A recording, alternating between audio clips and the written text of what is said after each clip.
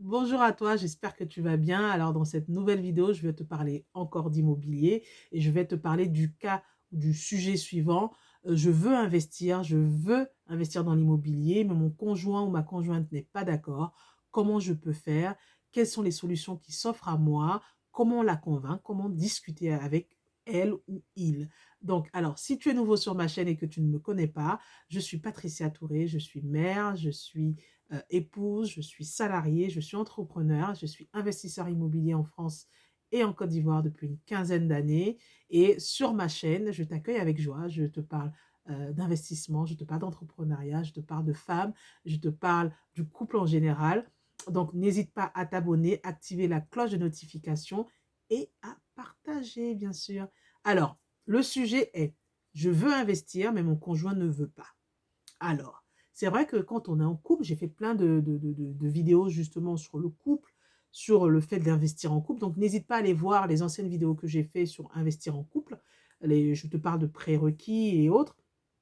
Donc, si tu veux investir et que ton conjoint ou ta conjointe ne veut pas, euh, je pense que dans toute chose, avant d'investir dans un projet ou quoi que ce soit, il faut d'abord discuter. C'est-à-dire que vous devez vous asseoir, vous devez discuter pour savoir quelles sont les raisons qu'elle a avancées justement pour ne pas vouloir investir.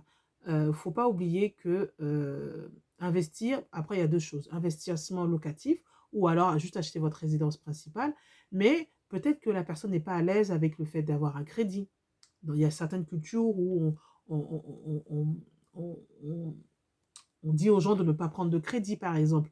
Ou alors, peut-être que la personne a une mauvaise expérience sur l'investissement locatif et il y a eu plein de problèmes avec ses locataires, donc pour l'instant, ne veut plus en parler. Ou alors, peut-être que c'est pas dans sa culture ou qu'elle ne connaît pas. Donc, peu importe, il faut savoir pourquoi la personne ne veut pas investir. Peut-être que tu auras des arguments justement pour la rassurer, peut-être trouver des personnes qui ont investi ou qui ont été dans son cas pour la rassurer justement d'investir. Donc c'est en fonction et tout dépendra de son pourquoi. Et là, tu pourras trouver la solution justement à ta problématique. Donc, une fois que vous avez discuté et que tu connais ces arguments, donc il faudra trouver donc les solutions, c'est-à-dire les contre-arguments. Et peut-être que c'est peut-être aussi juste question finance. Peut-être qu'elle se dit qu'il faut beaucoup d'argent pour investir.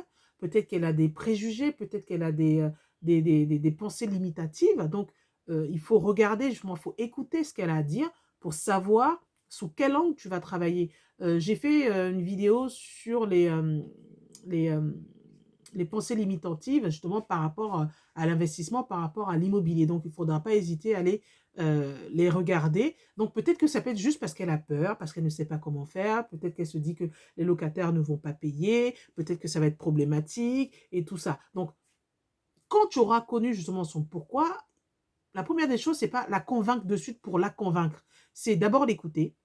Ensuite, lui montrer des exemples de personnes qui avaient peut-être ces peurs-là et qui ont réussi à faire l'investissement. Ou peut-être des personnes qui pourront la coacher. Ou alors peut-être des vidéos de motivation pour qu'elle oublie euh, de, ses peurs d'investir. Ou alors peut-être qu'elle a besoin d'être rassurée par rapport à toi, tout simplement, que tu seras toujours là pour l'aider justement en cas de baisse de motivation et que tu seras là pour la rebooster un peu. Peut-être que c'est juste ça. Ou peut-être qu'elle se dit, ah non, je n'ai pas vraiment envie d'investir ou quoi que ce soit.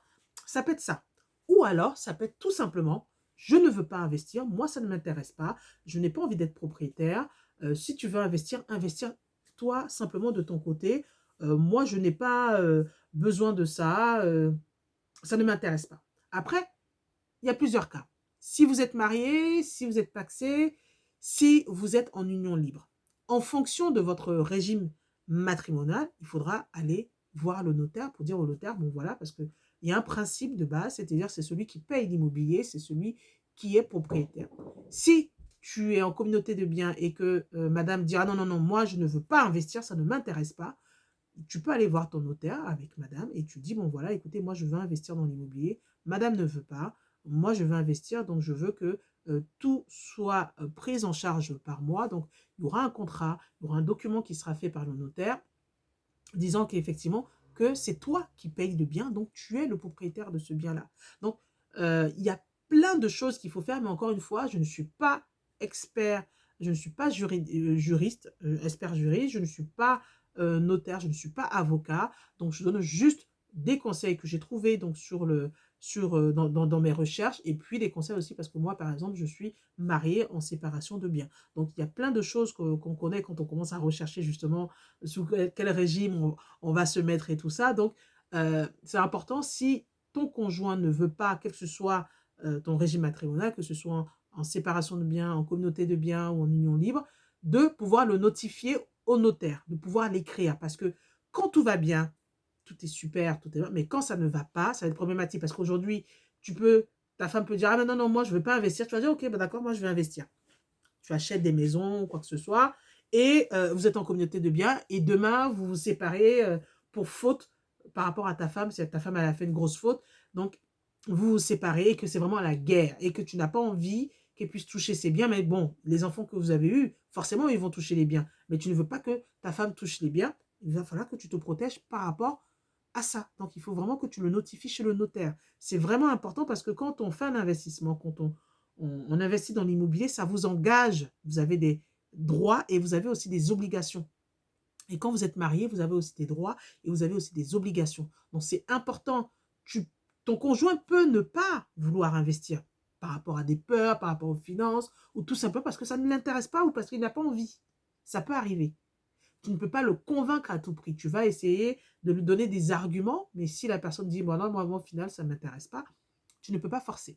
Donc, c'est pour ça qu'il faut prendre conseil auprès de ton avocat, si tu en as un, ou ton notaire, pour pouvoir établir tout ça et le notifier pour que le jour où il y a un problème, ben justement, tout est déjà écrit d'avance. Donc voilà, c'est le conseil que je voulais partager avec toi aujourd'hui.